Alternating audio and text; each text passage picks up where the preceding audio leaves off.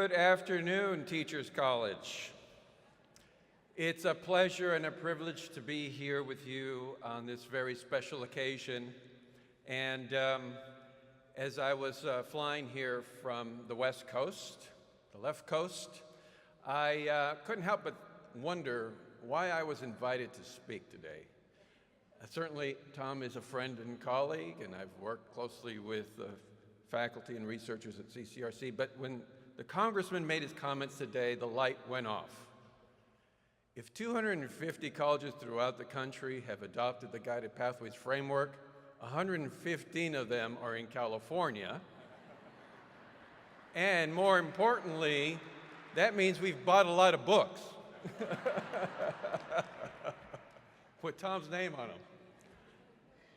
But no, seriously, I want to thank Mr. Ruckert and the entire Board of Trustees for inviting me to speak with you today, and certainly thank you to the entire Teachers College community for the tremendous work that you do. I also, again, want to congratulate Tom, my friend and colleague, on his appointment as president, but most importantly, for his lifelong commitment to making higher education more accessible and more meaningful to all Americans, regardless of their backgrounds or the circumstances that have shaped their lives. So friends, and yes, as a Californian, I can call New Yorkers friends, primarily because I'm a Dodger fan, and any city that despises the Boston Red Sox is a friend of mine.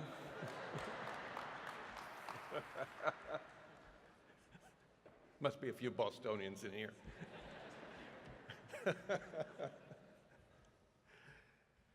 We are privileged, and I mean privileged, to live in a moment in time, this moment in time, where chaos has become sport, where there is such a thing as fake news now, where the economy is changing faster than any of us can digest it, and information is at the fingertips of people across the globe. We are in a moment in time where issues involving race and ethnicity and historically left behind communities are being forced to the surface. We are being forced to face these issues head on. This is also a moment in time where, as was mentioned earlier, the American public is questioning the value of a higher education and questioning the institutions that have traditionally provided that education. We are also in a moment in time that paradoxically, the social and market value of a higher education has never been greater and more important to the majority of Americans. We, as educators and consumers of higher education, are now even questioning the value of college rankings, of standardized placement and admission exams, of seat time education, and of the nature of credentials themselves. All this is being questioned, and rightfully so. And for all of these seemingly contradictory reasons and examples, this is exactly why we, as educators and leaders in higher education, are privileged. We are in a moment in time when the actions that we take, the ideas that we further, matter more than ever. This Teachers College was founded for the purpose of providing education to a population that was historically underserved and alienated. This is your mission. We are privileged today to be able to continue that very mission by embracing the opportunity to serve more Americans and to serve them better. And when I say more Americans, I mean all Americans, regardless of their stripes or backgrounds or where they're from or what piece of paper they come to this country with. We serve all Americans.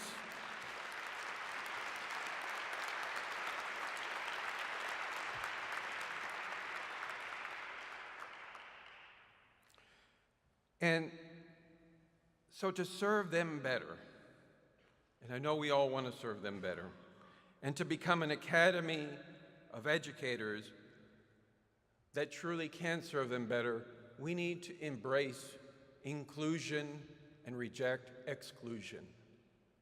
Let me say that again. We need to embrace, as educators in higher education, the notion that the more people we can wrap our arms around and provide the support, the education, the background, the foundation that we provide, the better.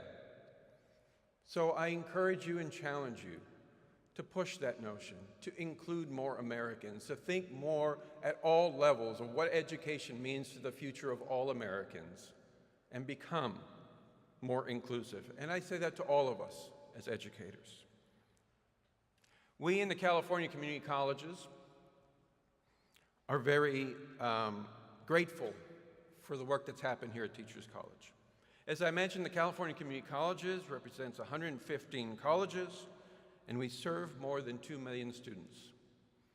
To give you a sense of the influence you have on the nation's future in higher education, let me put into context to you what influencing the California community colleges means. 1 out of every 4 community college students in this nation is a California community college student. 10% of all undergraduates in America are in the California community colleges. So the work that you're doing to influence the outcomes in California is influencing and will continue to influence the outcome of colleges throughout America. We have been very privileged to work with the Community College Research Center, which was led by Tom. The work that's been done at CCRC has influenced many of the things that we're doing today. For example, as I mentioned, we've embraced the Guided Pathways framework across our entire system. Through your research, we've built the foundation that allows us to put faith back in our students and believe in their potential. Based on your research, we have eliminated the use of destructive college assessment and placement exams, and we are quickly working to eliminate the use of developmental or remedial course sequences with the expectation of finally ending the use of all of them.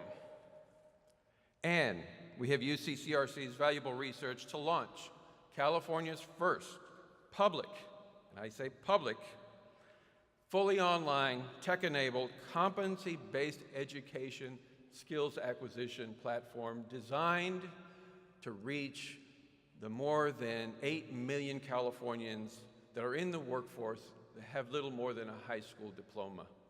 They are some of our most vulnerable workers in America, and we need to do more to reach them and help them acquire the skills that they need. So thank you for the research that you've provided us. So it is in this moment in time that we come together. Together we can create a new reality for low-income communities and students of color. We together can destroy the industrial complex built on the myth that standardized placement and admission exams have created a perverse sorting mechanism in our country that dictates who gets into college and which college on the basis of no credible evidence.